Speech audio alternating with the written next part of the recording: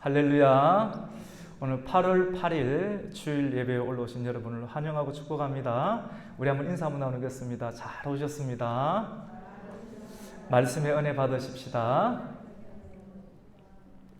여러분, 우리가 예수님을 믿는 최고의 이유가 있습니다. 예수님을 믿으면 마음에 평안함이 있고, 예수님을 믿으면 예수님께서 우리가 하는 사업도 잘 되게 해주시고, 우리 자녀가 또 좋은 대학에 들어가고, 아픔이 있는 가정 가운데 기쁨이 있고, 부부의 또 사이가 더욱더 좋게 만들어주는 역사도 있고, 다양한 행복한 조건들이 채워지는 경우들이 많이 있습니다.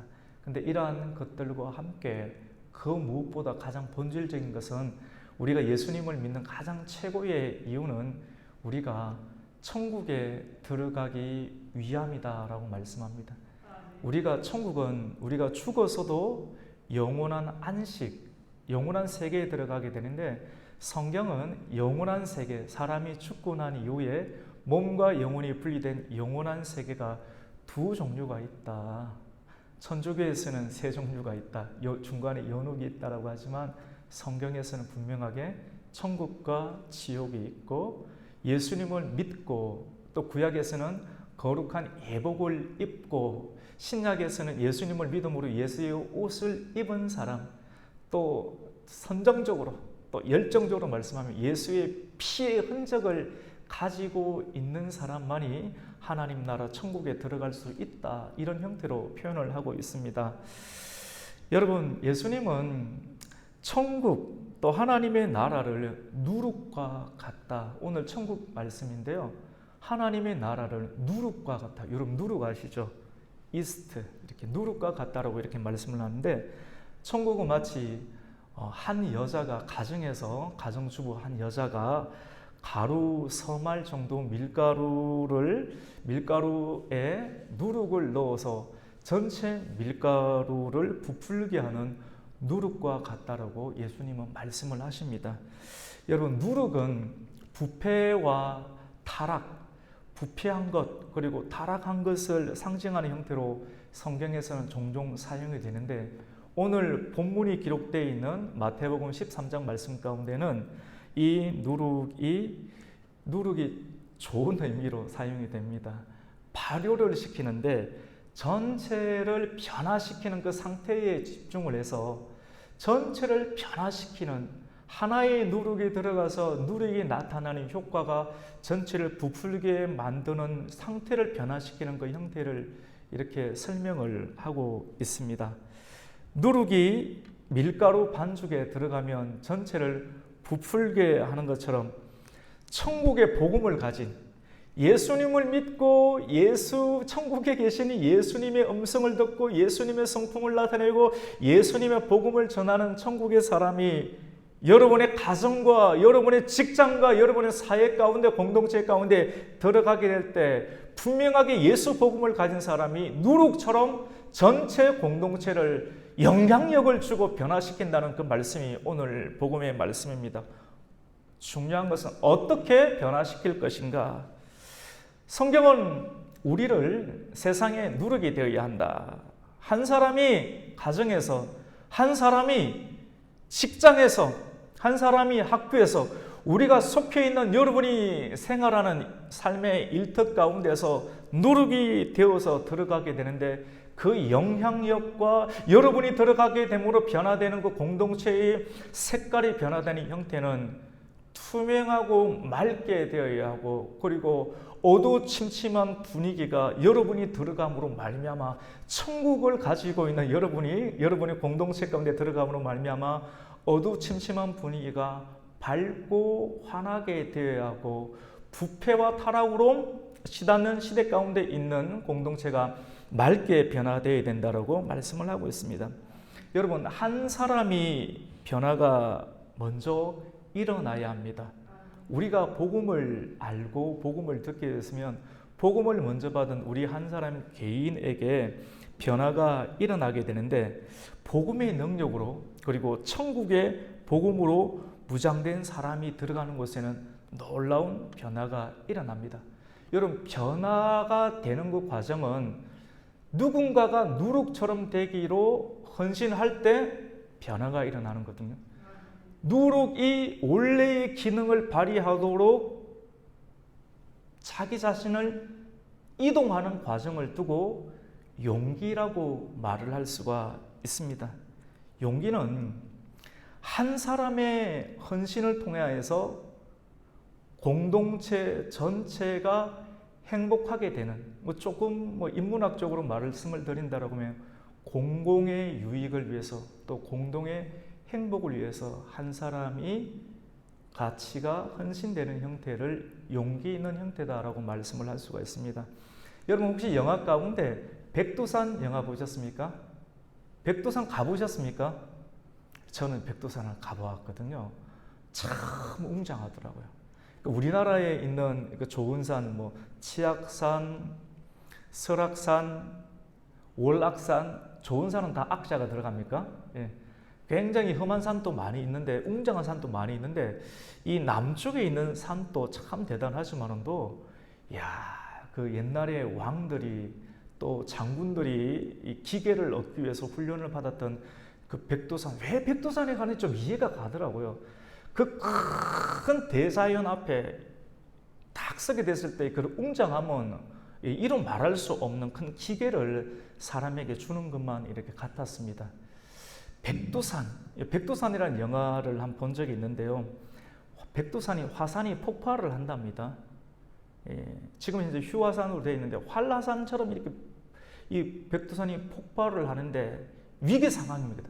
백두산이 폭발하게 되면 이 나라 전체가, 한반도 전체가 위기 가운데 빠질 수가 있는데, 군사들이, 누군가가 한두 명의 군사들이 이 위기 가운데 자기 자신을 헌신하고 또 자기 자신이 희생을 하여서 그 백두산 가운데 마그마가 폭발하는 것을 막기 위해서 안에 뜨거운 마그마를 어떻게 합니까? 폭발을 시키면, 갱도 쪽으로 폭발을 시키게 되면 마그마가 딴 쪽으로 분산이 되니까 폭탄을 들고 다이너마이트를 들고 자기의 목숨을 헌신해서, 왜냐하면 알고 있으니까, 이 사건을 알고 있기 때문에 내가 알고 있는 내가 움직이지 아니하면 나도 죽고 우리 공동체, 우리 조국이 다 죽는다는 걸 알고 있는 비전을 본 사람, 남은 보지 못하는데 비전을 보고 또 비전 속에 용기가 있는 사람이 들어가서 폭탄을 들고 자기 자신과 함께 희생하여서 공동체 전체의 유익을 위해서 헌신하는 사람을 두고 믿음 있는 사람이다 라고 말을 합니다. 성경에도 이런 이야기가 나오는데요. 다윗과 골리앗의 이야기죠. 지금부터 3000년 전에 이스라엘 나라의 팔레스타인의 이스라엘 나라가 있는데 그 초대 왕이 사울 왕 시절의 이야기입니다. 그때 이스라엘 전체가 오늘날과 같이 매우 공포스럽고 두려움 가운데 휩싸인 상태, 그래서 나라의 경기와 나라의 그런 사기, 그리고 신앙심이 완전히 바닥을 치는 영적인 진공 상태가 잠시 일시적으로 일어났던 사건이 있었습니다. 그런데 용기 있는 한 사람이 등장을 하여 두려움을 끊임없이 만들어내는 겁니다. 이것이 터지는 거예요. 두려움이 끊임없이 만들어내는 그 진원지를 발견하고 그 진원지 가운데 폭탄을 들고, 그때 그 당시 폭탄을 하나 만들었습니다. 다윗이라는 사람이 폭탄을 가슴에 품고 그 폭탄을 들고 두려움을 만들어내고 나라 전체를 엉망으로 만들어내는, 사기도 떨어뜨리고 경제도 떨어뜨리고 신앙도 완전히 떨어뜨리는 그러한 골짜기에서 뿜어내는 연기와 같은 그 지역 가운데 용기 있게, 사실 용기 있는 사람이 참 드물거든요. 용기 있게 들어가서 투령을 만들어내는 그 진원지 가운데 폭탄을 던집니다. 무슨 폭탄입니까? 그때 폭탄은 돌멩이 폭탄이었습니다. 우리나라 일제 강점기 가운데서도 윤봉길 의사가 도시락으로 폭탄을 만들어서, 어떤 사람은 도시락 폭탄이라고 하고 어떤 사람은 물통 폭탄이라고 하기도 하는데, 중요한 것은 그 마음을 담아서 일제에 대해서 항거하는 모습들이 세계의 곳곳의 역사 가운데 저항의 모습으로 드러난 것을 보게 됩니다. 여러분, 복음의 폭탄, 말씀의 폭탄을 던지게 되면 그 폭탄을 맞고 살아남을 수 있는 것은 아무것도 없습니다. 폭탄을 맞게 되면 살아있는 사람은 더 살아나게 되고, 악은 말씀의 폭탄에 의해서 사라지게 되고 두려움은 사라지게 되는 그런 놀라운 역사가 일어나게 됨을 우리는 보게 됩니다. 우리는 이렇게 말씀의 폭탄을 들고 던질 수 있는 사람을 두고 믿음이라 하고, 믿음을 용기 있게 행하는 사람을 용기 있는 사람이다 라고 우리가 말을 할 수가 있습니다. 여러분, 우리는 용기 있는 사람이 되어야 할 줄로 믿습니다. 하나님의 말씀의 지식이 머리에만 있으면 교리죠. 근데 이 교리를 우리의 삶으로 드러내어서 뿜어내는, 헌신하고 희생하고 녹여내는 것이 우리에게는 성령의 역사다라고 볼 수가 있습니다. 여러분, 우리는 용기 있는 사람이 되어야 할 줄로 믿습니다. 용기 있는 한 사람의 행동으로 인해서 우리 지역과 우리나라 전체가 다시 일어서게 되는 큰 변화, 체인지를 경험하게 되는 것입니다. 용기는 무엇입니까? 이 말씀 가운데 새로운 각도를 계속해서 설명해 드리는 부분도 있습니다. 관점이죠. 많은 관점을 가지고 있으면 많은 사람을 품을 수 있겠죠. 관점이 하나만 있으면 몇몇의 사람을 품을 수 있지만, 관점이 여기도 있고 여기도 있고, 건물을 짓는데도 평면도 측면도 정면도를 가지고 있으면 입체적인 건물을 완벽하게 재현할 수가 있는 것처럼, 사람에게도 관점을 다양하게 가지고 있으면 다이아몬드와 같은 빛나는 사람의 역할을 감당할 수가 있겠죠. 용기에 관한 새로운 관점은 또 뭘까요? 또 하나의 관점은, 여러분, 축복과 희생에 대한 전환이 일어납니다. 용기, 지금 용기에 대해 설명을 하는 거거든요. 용기. 많은 사람은 복을 받고 싶어 합니다. 복을 받고는 싶은데, 복을 받는데 복음을 계속해서 듣다 보면 복음이 살아있으니까 계속해서 양심을 두드리고 우리를 의지를 촉구합니다. 하나님의 말씀이 우리에게 지성 가운데 두드리게 되어서 지성이 빛나는 지성으로 변화되게 만들고, 이 빛나는 지성은 감동을 일으키게 되어서 우리의 의지를 촉구하고 꿈틀거리게 만들게 되는데, 의지의 단계까지 이르게 되기 위해서는 우리에게는 용기가 필요하겠죠. 그 용기의 형태는, 축복은 다들 받고 싶은데 축복을 받은 자로서 성령께서는 우리에게 네가 해라, 네가 감당을 해라 라고 이야기를 하는데, 헌신하는 것은 다른 사람이 했으면 좋겠어요. 희생하는 것은 다른 사람이 하고, 복을 받는 것은 내가 받았으면 좋겠는데, 여기에 머무르게 되면 참 곤란해지게 되겠죠. 다른 사람을 판단하는 바리새인들의 형태가 이런 형태라고 볼 수가 있겠습니다. 그런데 이런 사람은 천국에 가기가 참 곤란하지 않겠습니까?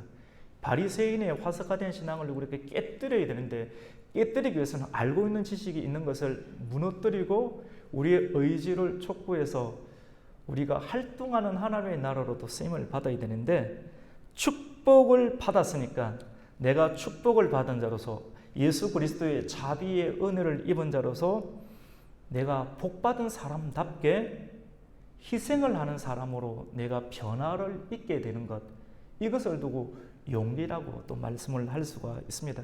이러한 세계관, 이러한 관점을 가지고 있으면 여러분이 들어가 있는 공동체 다들 머뭇거리잖아요.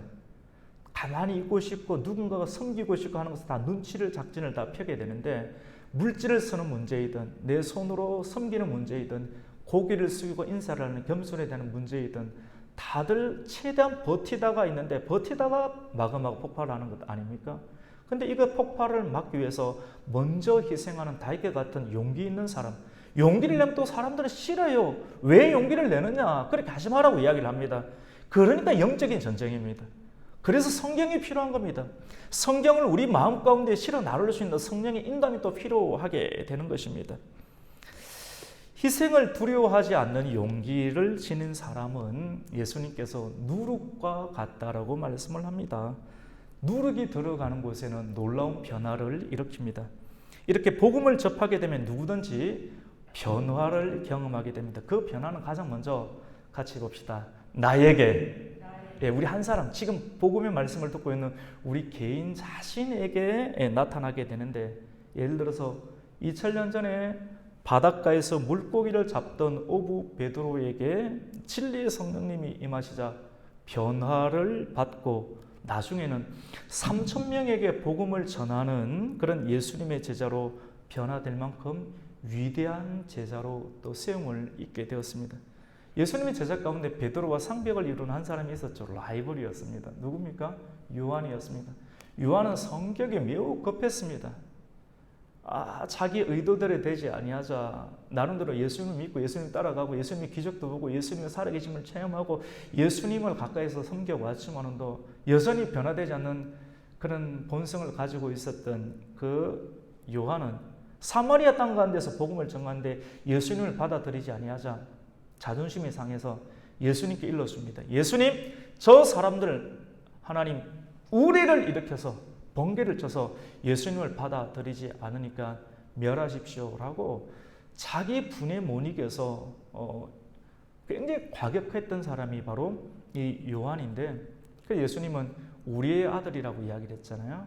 근데 이 우리의 아들, 번개와 같은 성정을 가졌던 요한도 예수님을 만나고 지속적으로 성령님과 교제하면서 나중에는 성령의 사람, 그리고 어느 누구보다 따뜻한 사랑의 소유자로 변화되었던 것을 보게 됩니다. 성격이 급한 사람 있죠. 성질이 대단한 사람도 예수님을 만나게 되면, 복음의 다이너마이트를 받게 되면 부드러워지고 구약시대 하나님께 소재로 올려드리는 고운 밀가루 반죽과 같이 어디든지 이렇게 사용할 수 있는 사람으로 쓰임받게 될 줄로 믿습니다.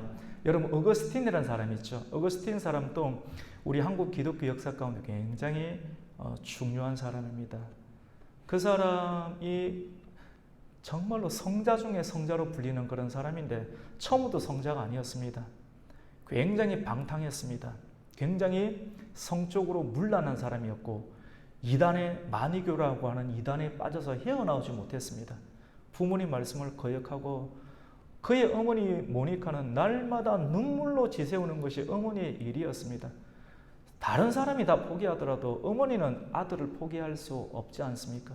눈물로서 하나님이 이 아들을 살려달라고 호소하고 기도하고, 이 아들이 내 아들이기도 하지만 아버지의 아들이지 않습니까? 라고 생명을 걸고 한나처럼 그렇게 기도하였을 때 어머님의 눈물이 하나님의 마음에 상달이 되었을 때 어머님의 눈물의 기도, 눈물을 흘리며 씨를 뿌리는 그런 모니카의 기도가 시편의 말씀과 같이 하나님께 상달되어서 어거스틴이 중생하고 변화가 된 줄로 믿습니다.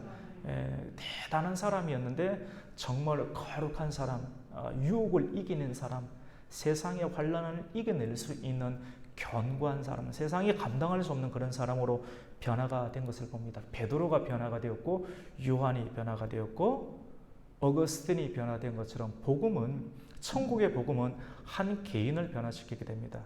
크게 두 번째로 천국의 복음은 개인뿐만 아니라 개인이 변화된 이 복음이 공동체 가운데 누룩처럼 들어가게 될 때 사회에 대한 인식을 변화시키게 됩니다. 사회의 고정관념과 인식을 변화시키게 되는데 여러 가지 경우들 가운데 많은 경우 첫 번째로는 약자와 병든 자에 대한 사회적 인식은 어느 나라이든지 골칫거리입니다. 사실은 쉽게 대한다면 골칫거리입니다. 건강하고 깨끗하고 부유한 사람을 좋아하지 약하고 도움을 줘야 되는 대상에 대해서 꺼리끼는 것을 대부분의 사람들은 가지고 있습니다. 약자와 병자는 사회에서 귀찮은 존재로 취급되기가 쉽습니다. 여러분, 고대시대 스파르타에는 병약하게 태어난 아이들을 산에다가 버려서 죽게 했습니다. 굉장히 고약한 일들이죠. 근데 실질적으로 드러나지 않아서 그렇지 이런 일들이 굉장히 많이 일어나는 것을 우리는 보게 됩니다. 그런데 예수님께서 이 땅 가운데 오시자 천대와 멸시를 받던 그런 약자들이, 사회적 약자들이, 병자, 약한 사람들, 이런 사람들이 예수님께 나올 수 있는 길이 열리게 되고, 예수님께 나오자 다른 사람들은 다 거부를 하는데 예수님은 그들을 받아들입니다. 환난을 당한 자, 빚진 자, 마음의 원통함이 있는 자들을 예수님은 받아들이고 또 예수님 응원된 교회는 그런 사람들을 받아들이게 됩니다. 그리고 그들을 복음으로 치유해 줍니다. 여러분, 예수님을 만나면 병이 고침을 받고 약한 사람들이 더 이상 내가 돈이 없어서 비굴하게 살지 않아도 된다라고 하는 영적인 자존감, 천국의 자존감을 가지고 세상의 가치에 의해서 짓눌리지 않아도 된다라고 하는 인식을 가지고 세상에서 담대하게 서게 되는 것이죠. 사마리아 수가성 여인도 우울증에 걸렸지만은 또 그리고 성적인 문란을 통하여서 비천한 인생, 다른 사람들이 욕하는 인생 속에서 그렇게 취급받으며 살았지만 예수님을 만난 이후 죄 용서함을 받고 당당하게 많은 사람들 앞에 나는 떳떳하다. 왜? 천지를 만드신 하나님께서 나를 고쳐주시고 그리고 나 이제부터 새로운 인생 살 수 있다라고 말씀해 주셨고 그렇게 살 수 있음을 내가 보여줄게 라고 많은 사람 앞에 당당하게 자기 자신을 드러내게 되었습니다. 드러내게 된 것은 예수의 옷을 입었기 때문에, 천국의 옷을 입었기 때문에, 예수 믿는 사람의 모습으로 드러내기 때문에 당당함이 나타날 수가 있게 되었습니다. 또 한 가지 이유는 개인이 변화가 되고 사회적 약자에 대한 인식이 변화가 되고 무엇보다 어린 아이를 대하는 태도가 변화가 되게 됩니다. 천국 복음을 가지게 되면 여러분, 고대 문명권에서는 어린 아이는 인간 대접을 잘 못 받죠. 인간 대접 약자지 않습니까? 부모가 함부로 할 수도 있지 않습니까? 잘해줄 수도 있지만도 함부로 할 수도 있지 않습니까? 오늘날에 아이들이 학대를 너무 많이 당합니다. 부모의 정서가 건강하지 못함으로 인해서 내가 내 자신을 건강하게 돌보지 못함으로 인해서 나타나는 정서적 구조가 자녀들에게 억압과 학대를 펼치는 일들이 다반사로 일어나는 것을 보게 됩니다. 이거 여러분의 마음을 스스로 통제할 수 있습니까? 이 하나님의 역사가 들어와야지만 우리가 치유를 받고 치유받은 크기만큼 우리 자녀들에게 또 사회적 약자에게 대할 수 있는 태도가 좋은 태도로 나아갈 수가 있게 됩니다. 옛날 시대 가운데는 아이들을 어떻게 취급을 했습니까? 예를 들어서 한 지역에서 지역이 잘 돼야 되겠다, 발전해야 되겠다, 지역이 더 경제적으로 번성을 해야 되겠다라고 생각하는 나머지 사람들은 종교심이 있기 때문에 하나님이 아닌 하나님을 모르기 때문에 우상을 섬기게 됩니다. 바다의 용왕신에게 아니면 태양신에게 달신에게 촛불을 켜고 계곡에서 비나이다 하다가 극단적 상황을 우상숭배는 치닫게 되는데 극단적 상황 가운데 드러나는 우상숭배의 마지막 희생제물은 뭐냐? 자녀들을 희생제물로 드리게 됩니다. 인신제사, 자녀들, 어른들을 차라리 자기가 죽지. 그런데 연약한 자녀들을 어떻게 합니까? 희생제물로 불 가운데 지나가게 하고 불로 태워드리는 그런 일들을 하게 됩니다. 하나님께서는 이것을 너무나도 싫어하는 일들이죠. 사람을 바치는 일들, 너무나도 싫어하는 일들을 우상숭배 가운데 하게 되는 것을 보게 됩니다. 천대받고 학대받는 아이들, 이런 우상숭배의 고정관념으로 인생이 정말로 비참하게 죽어가고 아이들이 죽어나가는 인생, 이러한 일들에 관해서 예수님께서 오심으로 말미암아 아이들을 함부로 학대하는 그러한 사람들에 관하여서 예수님은 새로운 가치와 인식을 일깨워줍니다. 하루는 예수님께서 말씀을 전하시자 아이들이 예수님의 말씀이 좋아서 예수님께서 가까이 오려고 합니다. 예수님께 가까이 나오려고 합니다. 그때 제자들은 나름대로 예수님을 위한다라고 하는 형태입니다. 이 아이 엄마 누구냐고, 정신 있는 일이냐고, 지금 왜 지금 예수님 말씀을 전가하는데 부모가 되어서 아이들을 통제하지 못하냐고 호통을 칠 때 예수님께서 말씀을 하십니다. 그러지 말라. 오히려 아이를 금하는 제자들을 꾸짖으시면서 어린아이를 용납하고 내게로 오는 것을 금하지 말라. 천국은 이러한 자의 것이니라. 할렐루야. 천국은 이렇게 사회적 약자를 돌봐주고 금하지 않는, 하늘에서 이루어진 가치를 땅에서 용기 있게 실현할 수 있는 그런 사람이, 용기 있는 사람이 천국의 가치를 실현하는 사람이다 라고 말씀을 합니다. 천국에 관한 말씀을 전하고 있는데요. 오늘 우리가 함께 읽었던 마태복음 13장 44절 이후의 본문의 말씀 가운데는 천국을 세 가지 형태로 비유를 들어서 말씀을 합니다. 성경에서 비유를 드는 이유는, 비유는 우선 재밌죠. 굉장히 사실은 무겁습니다. 노자, 장자, 공자 이렇게 할 때 장자 가운데 보면 장자의 소요유라든가 장자의 내용들을 보면 장자가 속해 있는 시대적 상황은 굉장히 무거운 시대였습니다. 무거운 시대 가운데 굉장히 많은 사람들에게 합당한 교훈을 주기 위해서는 교훈은 무거운 내용을 그대로 전하면 사람들은 잘 듣기를 거부합니다. 우선 마음에 벽을 칩니다. 그런데 장자는 사람들의 그런 내적 구조를 알고 유머를 사용합니다.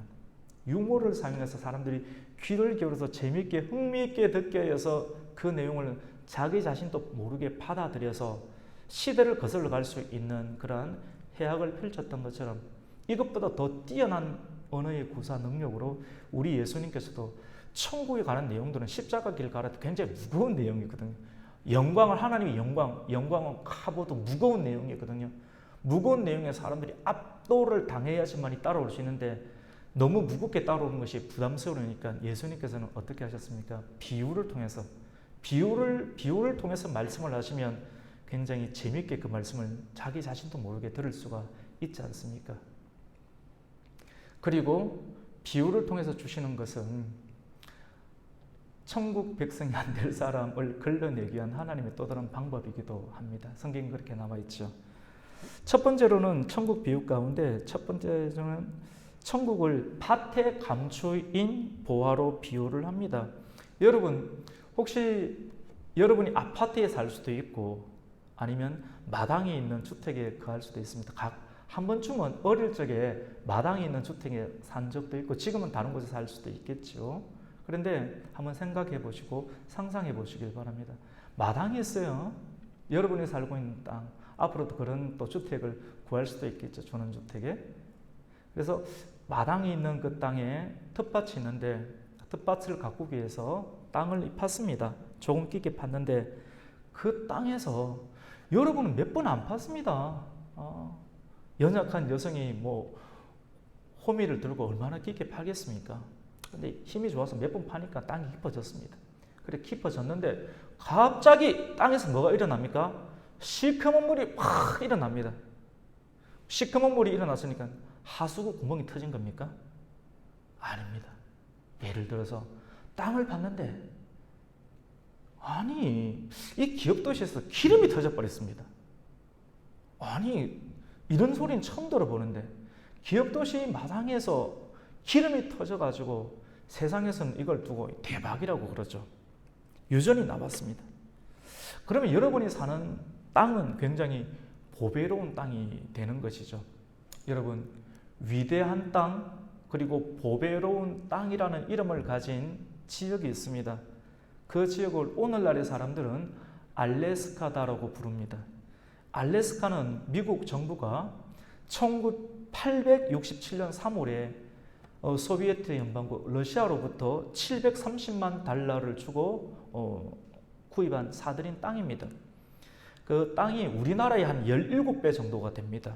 이 엄청난 땅인데 얼음으로 덮여있는 땅이기 때문에 누구도 사려고 하지 않겠죠. 근데 한 가격이 1200평에 우리나라 돈으로 한 2원 정도.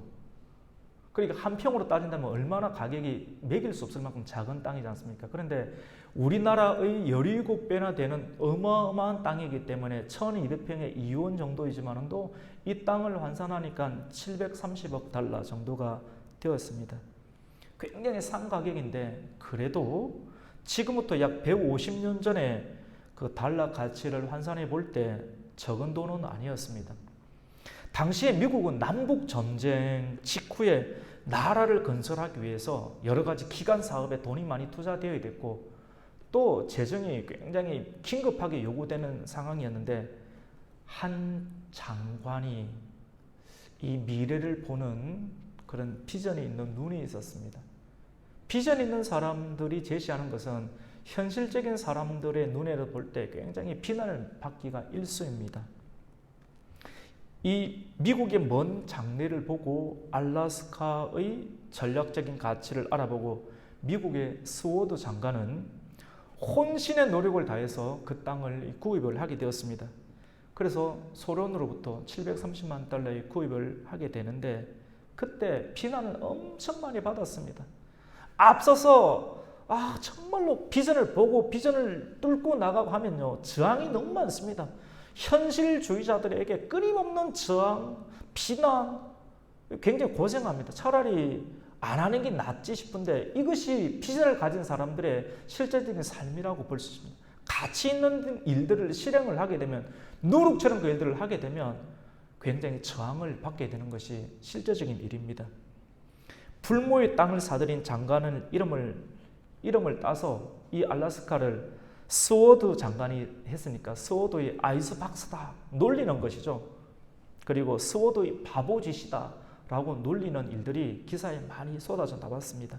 하지만 그러한 비난과 놀림이 황금의 땅, 보배로운 땅으로 바뀌는데 그리 길지는 않았습니다. 한 30년 정도는 걸렸습니다. 1897년에 얼음으로 덮인 황금의 땅에서 금광이 개발되기 시작을 합니다.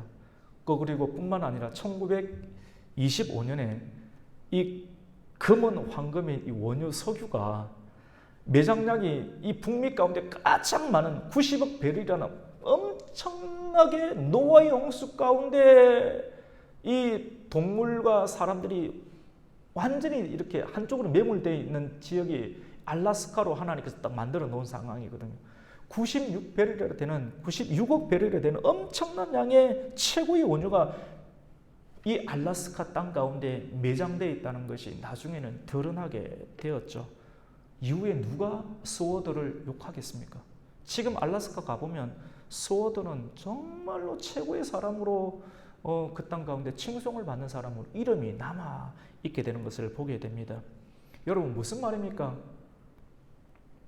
오늘 본문이 말하고자 하는 것은 최고의 보물이 감춰져 있어요. 근데 최고의 보물이 감춰 있는데 우리의 눈으로 보면 돌짝밭입니다. 얼음밭입니다. 가치가 없어 보여요. 초라해 보여. 마치 예수님께서 이사야 53장 가운데 볼품이 없어 보여요. 우리는 볼품이 있는 곳을 찾습니다. 굉장히 보기에 좋은 것을 찾습니다. 산뜻한 것을 찾습니다. 하지만 참된 가치, 영원한 가치를 가진 것은 하나님께서 겉은 볼품이 없게끔, 마치 출애굽기에 나오는 하나님의 교회의 성막의 그 모습이 해달의 가죽처럼 볼품이 없이 거무튀튀하게 매력이 없게끔, 하지만 속으로 들어갈수록 청색과 자색과 홍색 실로 가늘게 꼰 배실로 아름답게 수놓은 정말로 영롱한 천국의 세계가 내면 가운데 있는 것처럼 우리 육신의 눈에 있는 것으로 판단하게 되면 요한 1서 말씀과 같이 이생의 자랑에 빠지게 되고 육체의 정욕 가운데 빠지게 되는 것이죠. 성경은 최고의 가치를 하나님께서 눈을 뜨게 하셔서 보았다고 하면 어떤 시기든지 그 가치가 숨겨져 있는 밭을 사기 위해 네가 할 수 있는 모든 노력을 다해서 그 밭을 사라고 하는 것이 밭에 감추인 보화를 사라고 하는 천국에 관한 비유의 말씀입니다. 우리 44절 말씀, 오늘 본문 44절 한번 같이 읽겠습니다. 시작. 천국은 마치 밭에 감추인 보화와 같으니 사람이 이를 발견한 후에 숨겨두고 기뻐하며 돌아가서 자기의 소유를 다 팔아 그 밭을 사느니라. 아멘. 여러분이 깨닫고 알게 된 것이 있다고 하면 깨닫고 알았는데 가만히 있으면 바보 아닙니까? 왜 바보같이 살아야 됩니까? 주님은 더 깊은 곳으로 가라고 합니다. 깨닫고 알았으면 의지적으로 행동을 하라. 그것을 빛을 비추어라. 누룩처럼 들어가서 해봐라. 최고의 투자를 해봐라. 여러분 부동산 투자 좋아하시죠? 주식 투자 좋아하시죠? 그것보다 더 괜찮은 투자를 해봐라. 영원한 하나님 나라가 있는데 복음을 전해줍니다. 그럼 거기 한번 투자를 해봐라. 거기는 도둑도 없고 동록도 없다. 한번 투자해보면 최고의 삼성 주식보다 더 괜찮은 주식 될 거다라고 복음은 우리에게 말씀해 줍니다. 여러분, 메시지입니다. 남이 보지 못한 엄청난 보물이 있는 것을 위하여 그것을 보았다라고 하면 지금 여러분이 할 수 있는 모든 것을 동원해서 집중해 보라는 말입니다. 선택한 것에 대해서 집중할 수 있는 것이 용기입니다. 누룩으로 태어났으면 누룩의 사명을 용기 있게 들어가면 전체가 행복하게 되는 일에 집중해 보라는 하면 욕을 듣기도 하고 비난을 받기도 하지만도 그 비난과 욕을 듣는 것은 조금밖에 되지 아니하고 알래스카가 황금의 도시로 바뀌는 것이 그래 멀지 않은 것처럼 잠깐의 고난을 통해서 영원한 행복을 누리는 일들을 믿고 해보라는 것이 천국의 메시지입니다. 두 번째로 천국은 좋은 진주를 구하는 장사꾼과 같다라고 말씀을 합니다. 한 진주 장사가 있었습니다. 진주 장사의 소원은 자신의 수중에 남이 지금까지 가져보지 못한 참으로 값지고 귀한 진주를 소유하는 것이었습니다. 전문가들은 최고의 좋은 것을 소유하고 싶지 않겠습니까? 그런데 어느 날 그는 그토록 원하는 진주를 발견하게 됩니다. 장사꾼이 그걸 발견했어요. 여러분이 예를 들어서 피아노를 좋아한다고 해봅시다. 피아노를 좋아하는 사람은 피아노 가치를 알겠죠. 그런데 정말로 그 좋은 소리가 나오는 피아노 집에 10개가 있는데 정말 괜찮은 피아노가 있는데 그 피아노를 이 소리를 얻기 위해서 집에 있는 거 다 팔아서 그거 하나를 구하지 않겠습니까? 가치를 아는 사람은 그렇게 할 수가 있겠죠. 성경에 나오는 진주의 장사가 지금까지 자기가 모았던 최고의 보물들을 다 팔아서 자기가 얻고 싶은 진주를 사는데 모든 것을 투자하더라고 하는 것입니다.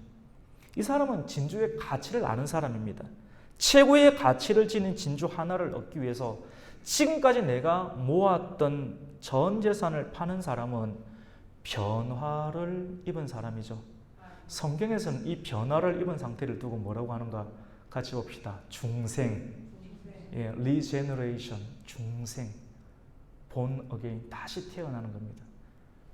물에 들어갔다 나와서 다시 태어나서 눈이 떠여지는 겁니다. 땅의 것만을 볼 수 있었는데 그 다음 세계, 한국에서 공부하다가 외국 가서 한번 공부해 보셨습니까? 시야가 달라집니다. 전혀 달라지고 새로운 세계, 새로운 학문의 영역들을 발견하게 되면 알기 전과 알고 난 이후의 차원이 달라지게 되는 것이죠.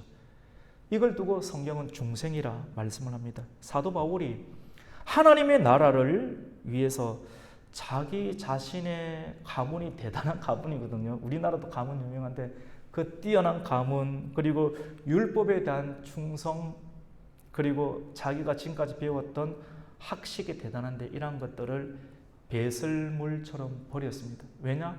최고의 가치를 얻기 위해서. 내가 버려야지만 이것을 손에 얻을 수가 있기 때문에 그렇습니다. 오늘 그 말씀 45절과 46절인데요. 같이 한번 읽겠습니다. 시작. 또 천국은 마치 좋은 진주를 구하는 장사와 같으니 극히 값진 진주 하나를 발견하며 가서 자기의 소유를 다 팔아 그 진주를 사느니라. 아멘. 이제 이 내용이죠. 충분히 이해가 되시죠? 공감이 되시고. 마지막입니다. 세 번째인데요. 천국은 마치 바다에 무엇을 치는가? 각종 물고기를 잡기 위해서 친 그물과 같다. 그리고 그물에 걸려있는 물고기와 같다라고 성경은 비유합니다. 여러분, 그물은 물고기를 잡는 도구입니다. 그물에는 각종 물고기가 걸리죠. 근데 물고기에 걸렸다고 해서 어부가 다 가져가진 않습니다. 교회에 들어왔다고 해서 다 성도가 되지는 않습니다. 우리는 성도라고 부르지만도. 왜냐하면 사람은 사람을 속을 모릅니다. 하지만 하나님은 심령을 꿰뚫습니다. 여러분이 말씀을 듣고 있는지, 말씀을 판단하는지, 말씀이 아닌 것을 가지고 있는지. 사람은 알지 못하나 하나님은 그물에 들어온 고기들, 각종 고기들을 하나님께서 그물을 치게 되는데, 오늘 말씀은 굉장히 통찰력 있는 말씀을 성경 가운데 기록해 두고 있으면서 천국이 어떤 것인지, 교회가 어떤 것인지 말씀하시는데, 그물을 던지고 그물 가운데 들어온 고기들을 그물 바깥으로 가지고 와서 어부가 선별 작업하는 모습을 기록을 하고 있습니다. 우리 오늘 말씀을 같이 한번 볼까요? 오늘 그 말씀이 있는데 우리 47절과 48절 같이 한번 읽습니다. 시작.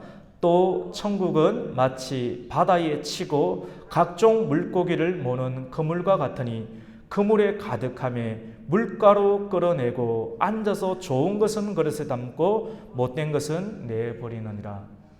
선별하시는 분이 있다라고 하는 거예요. 그물을 치긴 치지만, 복음을 전하지만, 교회에 들어왔지만도 하나님 말씀 따라가는 것처럼 하지만 결국은 선별하시는 어부가 있는데, 어부의 기준 가운데 좋은 물고기와 성경은 못된 물고기다라고 말씀을 하고 있습니다. 유대인들은 이 말이 어떤 의미인지는 알아요. 유대인들은 신명기 14장 9절과 10절 말씀 가운데 우리 율법을 알고 있죠. 물고기에 대한 선별의 기준은, 먹을 수 있는 물고기와 먹지 못하는 물고기의 기준은 뭡니까? 지느러미와 비늘입니다. 비늘이 있고 지느러미가 있는 물고기는 먹고, 비늘과 지느러미가 없는 것은 먹지 말라라고 하는 율법이 있는데, 이 율법은 궁극적으로 마지막 시대 예수님께서 그물을 칩니다. 교회라는 그물을 치고 바다라는 세상 가운데, 성경은 세상을 바다로 비유하죠. 바다에서 리오야단이라는 마귀 사단이 튀어나오기도 하고, 그리고 바다에서 요한계시록 13장 말씀 가운데 짐승이 큰 용 마귀로부터, 옛뱀 마귀로부터 권능을 받게 되는 짐승이 나오기도 하고, 이웃 가운데 그 짐승보다 더 그 일들을 감당하는 땅에서 나온 짐승이 나오기도 하죠. 바다는 이 세상을 가리키게 되는데, 예수님 바다를 갈라버리셨죠.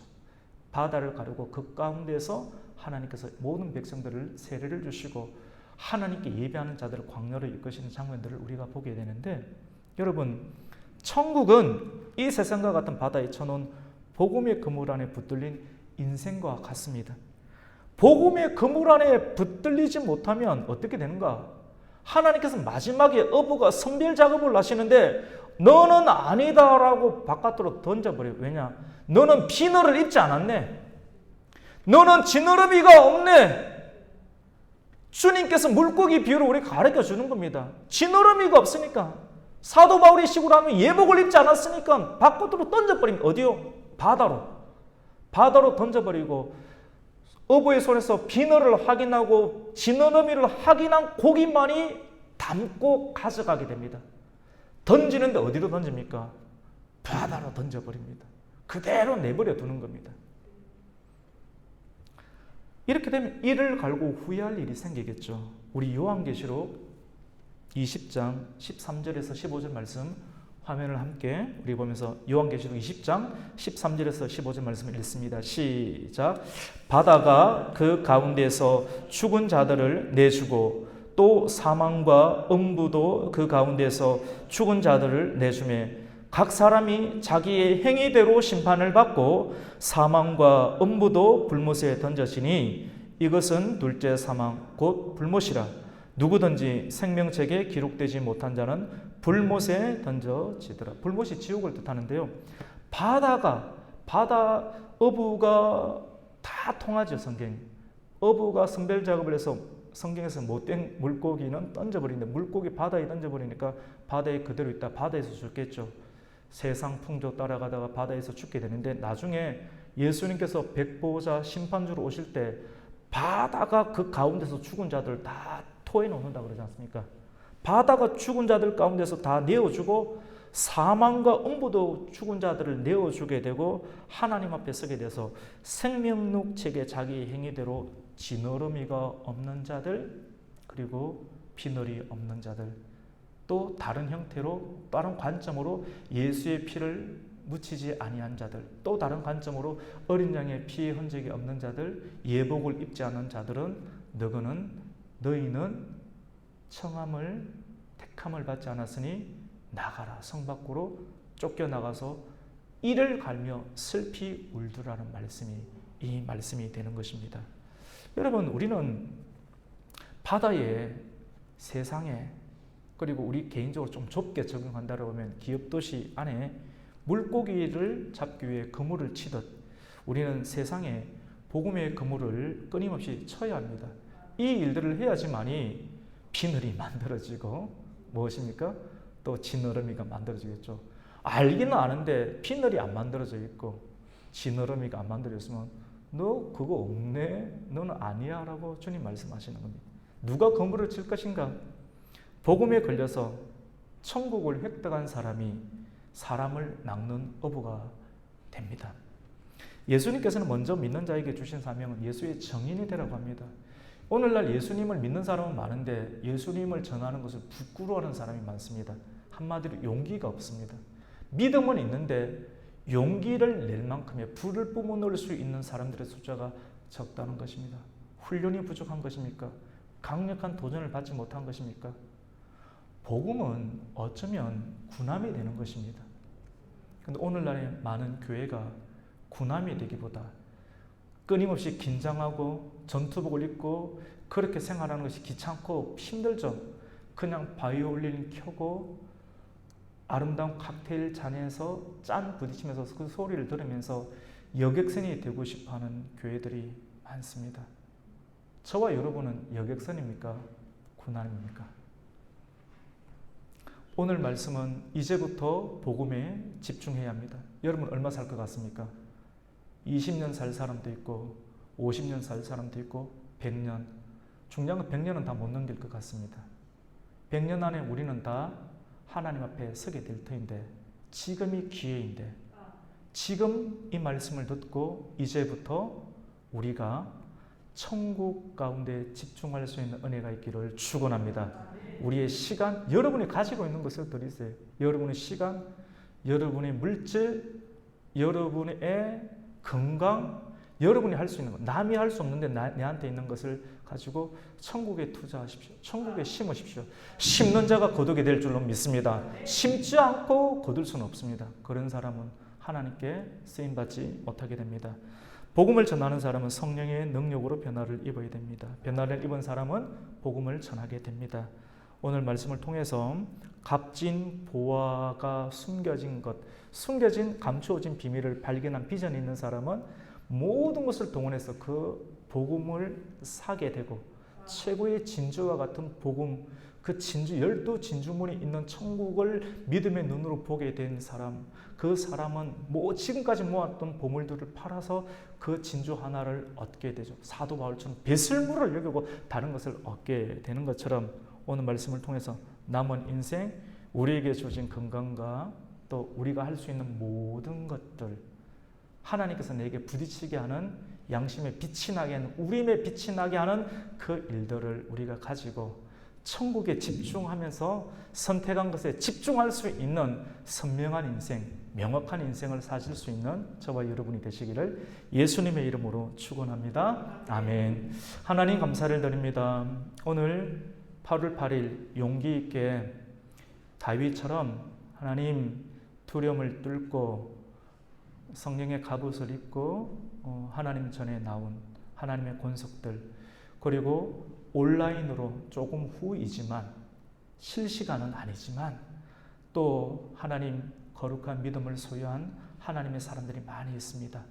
오늘 이 말씀을 통하여서 남아있는 인생을 복음을 위하여서 천국을 위해서 집중할 수 있는 거룩한 하나님의 군사들이 일어나는 복음의 역사가 일어나게 하여 주시옵소서.